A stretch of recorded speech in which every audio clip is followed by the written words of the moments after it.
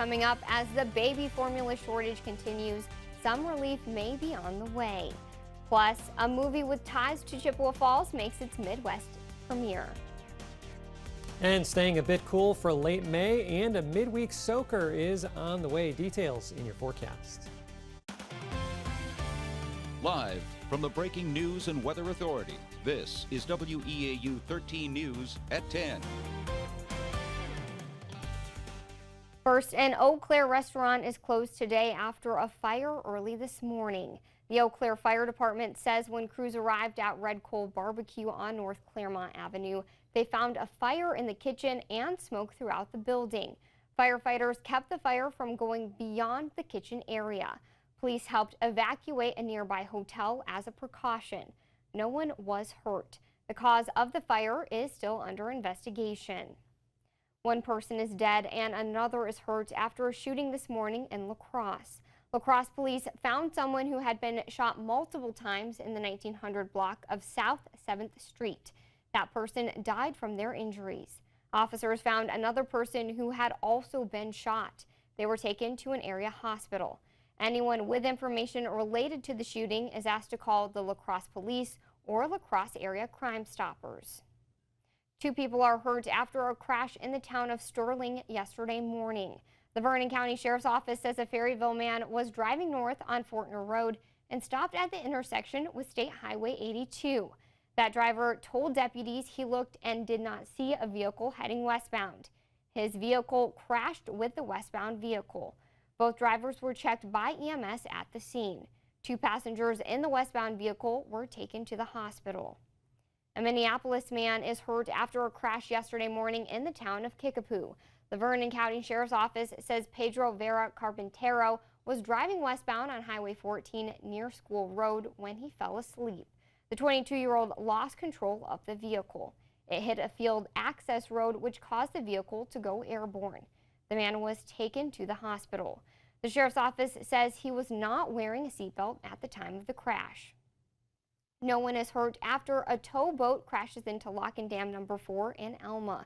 The Buffalo County Sheriff's Office says the boat was heading south with a barge on the Mississippi River around 11 last night. The towboat lost control and hit part of the Lock and Dam.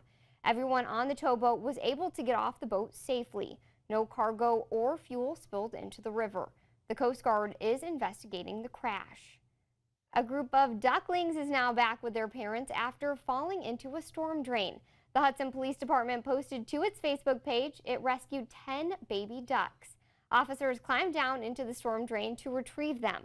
In its post, Hudson Police says no animals or officers were hurt. A tornado ripped through Gaylord, Michigan over the weekend, killing 2 people and hurting more than 40 others. Relief could soon come to thousands of families searching for baby formula. The nationwide shortage has left many store shelves bare. Today, a shipment of 70,000 pounds of infant formula arrived in the U.S. to help address the nationwide shortage. Jen Sullivan looks at the impact this shipment will have on families. Baby formula company Reckitt is also filing paperwork to allow it to be able to import formula from its manufacturing plants in Singapore and Mexico. A movie produced by a Western Wisconsin woman made its Midwest debut today at MyCon Cinemas in Chippewa Falls. Laura Reich currently lives in Los Angeles but is originally from Chippewa Falls. She produced the film called All Sorts. The movie is a comedy with a little bit of a love story. It's about a magic office that has filing competitions in the basement. The film made its festival debut in 2021 at the Seattle International Film Festival. It was the festival's most watched film. Reich says she's always wanted to be able to bring her work back to her hometown. I'm a Wisconsinite. You know, like I hang out with a ton of people from Wisconsin in Los Angeles. So to me, it's sort of always on my mind. It's my home, and you always want to bring things back home. And, you know, it's an important part, I think, of like the process for a lot of people and artists. And, you know, you never forget sort of where you grew up, and that this community does mean a lot to me. Reich says today was the only day to see All Sorts at MyCon Cinemas.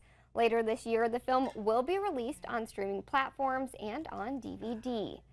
A pop-up closet in downtown Chippewa Falls today is giving the LGBTQ+ community a chance to add to their wardrobes.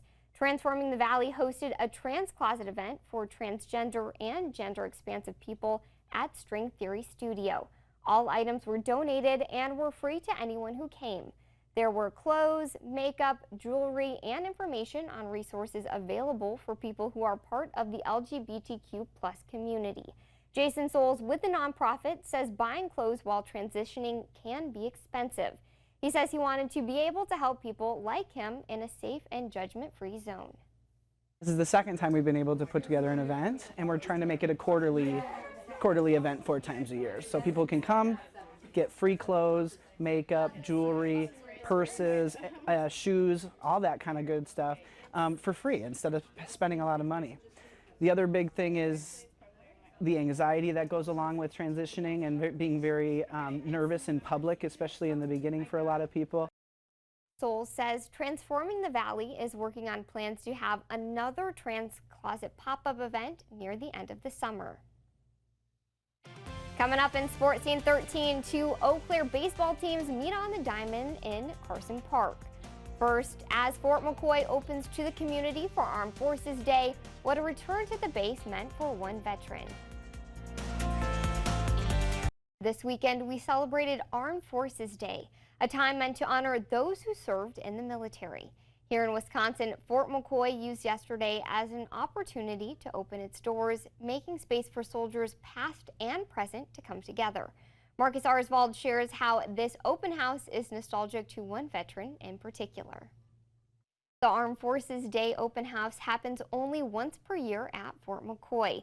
However, the commemorative area is open to the public from Memorial Day weekend through Labor Day on Fridays and certain Saturdays. Cooler than average temperatures will continue much of this week with a few more dry days before rain chances return. Chief Meteorologist Darren Meyer has your Skywarn 13 forecast coming up next. On track again with 70s in the forecast by Friday and the weekend, and we're going to be very close to the end of May at that point. I know, it's hard to believe that we're almost to June and we're not seeing 70s yet consistently. Consistently, exactly, yeah. But maybe that'll be the trend going forward, right? We hope so, absolutely. Thanks, Darren. The U.S. Navy commissioned a new warship named for Minnesota's Twin Cities yesterday. USS Minneapolis-St. Paul is ready to sail after 6 years in the making. Governor Tim Walz, a 24-year veteran of the National Guard, and Senator Amy Klobuchar gave speeches at the commissioning ceremony in Duluth. The warship will carry a crew of 140 and can hit a top speed of 40 knots. It also features a flight deck that is about 1.5 times larger than most naval warships. Coming up next in Sports Scene 13, the Brewers look to keep the offensive machine running as they attempt to sweep the Nationals. Plus, it's a battle for Eau Claire at Carson Park as the Cavaliers take on the Bears in baseball. It's really hard to believe it's almost June and we're still in the 60s. It's so, it's cold compared to what we have seen. I know, you like those 80s and 90s we had a few weeks back, right? I do. We'll be back eventually, but it is going to be a slow process. We entered this cooler pattern again later last week, and of course this weekend has been unseasonably cool. I'm looking forward to it. Thanks, Darren, and thank you for joining us. Have a great night.